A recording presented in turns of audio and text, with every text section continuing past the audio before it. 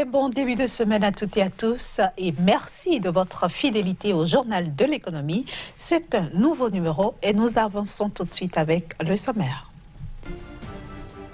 Le Fonds monétaire arabe concède 260 millions de dollars à la Tunisie. C'est en appui à l'amélioration du climat des affaires.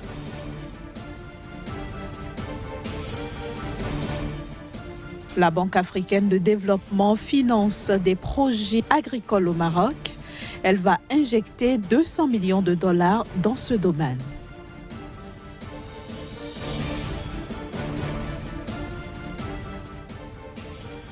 Enfin, le mois de jeûne de Ramadan a démarré dans une ambiance morose au Tchad.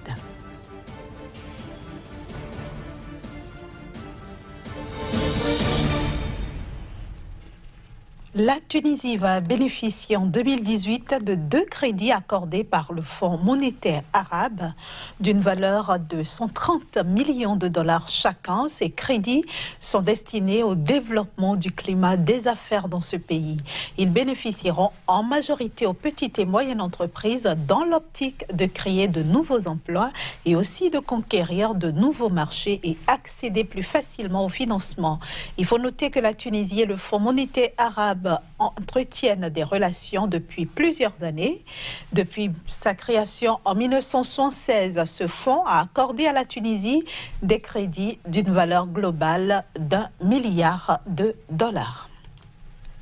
Dans quelques jours, le Sénégal va procéder à l'appurement des intérêts semestriels et au remboursement partiel du capital de son emprunt obligataire dénommé État du Sénégal 6,30% 2015-2025. L'opération porte notamment sur un montant de 8,349 milliards de francs CFA. Plus de précisions dans ce reportage signé Kodovi à maintenant. Le Sénégal, sur le point de solder une partie de sa dette. Dès le 25 mai prochain, Dakar va procéder à l'appurement des intérêts semestriels et au remboursement partiel du capital de son emprunt obligataire dénommé État du Sénégal 6,30% 2015-2025 pour un montant global de 8,349 milliards de francs CFA, soit environ 15 millions de dollars.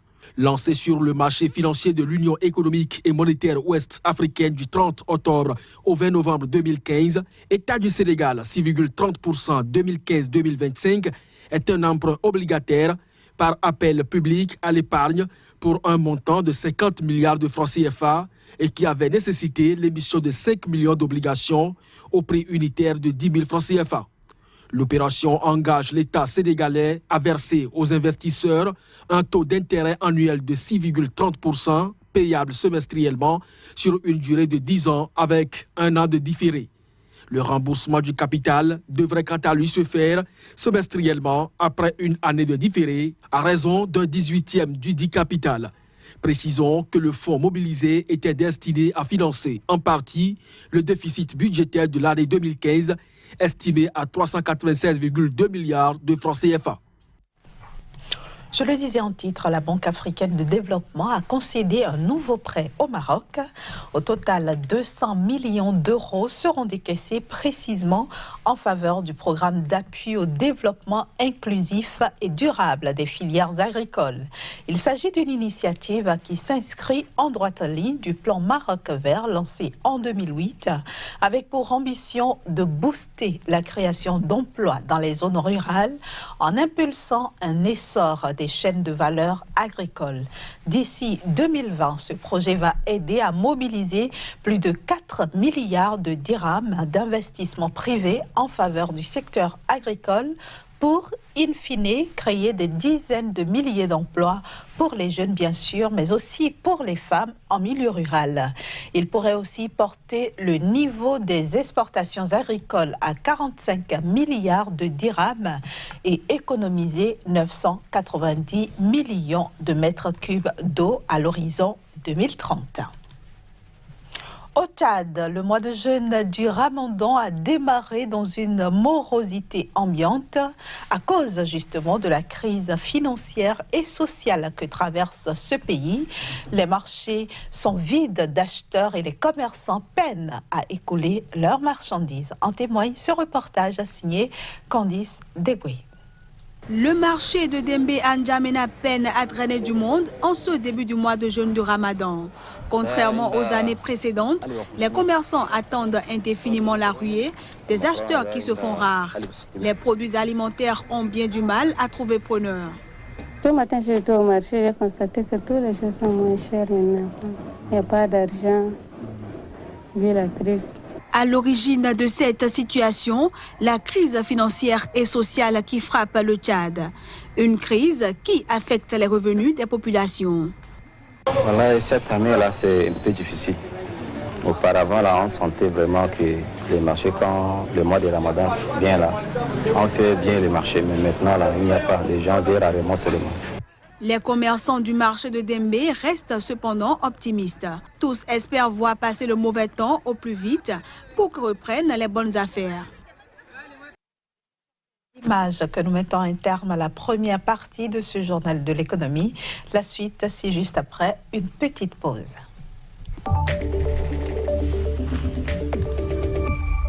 Une petite pause qui nous permet d'installer Casimir Kouidio, notre chroniqueur. Bienvenue à vous. Bonjour Inès. Aujourd'hui, nous allons parler du Fonds monétaire international, le FMI donc, qui parle de l'Afrique.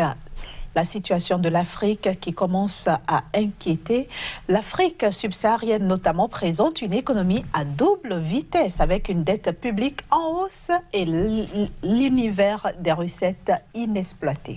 C'est bien ça Inès, il faut dire que le rapport du Fonds monétaire international affiche au niveau donc de l'Afrique subsaharienne une croissance à double vitesse. D'un côté, les pays qui aspirent à l'émergence, donc les pays qu'on peut estimer pays en voie de développement, et de l'autre côté, des pays très pauvres, des pays pauvres et très endettés qui affichent une bonne croissance, alors que de l'autre côté, les pays en voie de développement affichent une croissance très faible. Et donc, ça fait partie des remarques donc, notées au niveau de l'Afrique subsaharienne. Au-delà de ça, il y a aussi la notion donc, de la dette qui augmente d'année en année, ceci à cause de la présence, de la fréquentation de plus en plus accrue de certains pays sur le marché financier à la recherche donc de financement. Et contrairement à cela, les recettes qui restent aujourd'hui inexploitées et inexplorées au niveau du continent au niveau de l'Afrique subsaharienne, parce que certainement certains dirigeants n'ont pas encore trouvé le mécanisme par lequel il faut aller chercher ces recettes, ou parce qu'il y a des multinationales qui sont venues donc un peu empiéter sur la bonne gouvernance au niveau de certains pays qui affectent justement la collecte de ces recettes. Donc, beaucoup de disparités ont été remarquées au niveau donc, de l'Afrique subsaharienne, et on se demande si véritablement l'Afrique subsaharienne est décidée à aller vers l'émergence. Et comment se traduit les tendances divergentes des économies entre les pays d'une part et les régions d'autre part? Alors, il faut déjà dire qu'en 2017, le Fonds monétaire international a noté une croissance de l'ordre de 2,8% au niveau donc de la région, une croissance qui a augmenté en 2018 et qui affiche 3,4% et qui est projetée au-delà donc de 4% pour les années à venir. Donc c'est déjà des disparités. Mais au-delà, comme je l'expliquais, des pays donc comme le Nigeria, comme l'Afrique du Sud, qui représentent à eux deux plus de 60% du produit intérieur brut, donc au niveau de la région, vont afficher une croissance inférieure à 6% pour donc les 5 voire 10 prochaines années. Et ceci traduit donc la disparité qu'on peut noter entre ces pays qui donc sont l'exemple ou la locomotive au niveau du continent, mais qui n'affichent pas une bonne croissance, alors que des pays donc comme le Togo, qui aujourd'hui est surendetté, des pays comme la Côte d'Ivoire, comme le Burkina Faso, et peut-être comme l'Éthiopie, affichent donc une croissance forte de l'ordre de plus de 6% et qui forcément attire beaucoup plus d'investisseurs, attire beaucoup plus donc de partenaires techniques et financiers. Voilà un peu la disparité qu'on note au niveau donc de certains pays. D'un pays à un autre, les données ne sont pas les mêmes, et également d'une région à une autre, parce qu'il faut le dire, hein, sur les 5 régions auxquelles on est confronté au niveau donc du continent, 4 appartiennent donc à la zone subsaharienne, et au niveau donc de ces 4 régions, à savoir l'Afrique occidentale, qui sera la locomotive en termes donc de croissance économique, donc l'Afrique occidentale, l'Afrique centrale, l'Afrique australe et bien d'autres. Il faut dire que le taux de croissance n'est pas également la même, parce qu'on a des réalités aujourd'hui qu'on n'arrive pas à maîtriser, telles que par exemple l'insécurité grandissante dans certaines régions, mais aussi l'instabilité politique, et à tout ceci, il faut ajouter la morosité de l'économie sur le plan mondial qui vient donc affecter l'économie au niveau de la région. Kazmi Pédior, le constat global est que la région Afrique subsaharienne s'endette plus qu'elle ne se développe. À quoi servent donc les dettes, les recettes que génèrent les principales régies?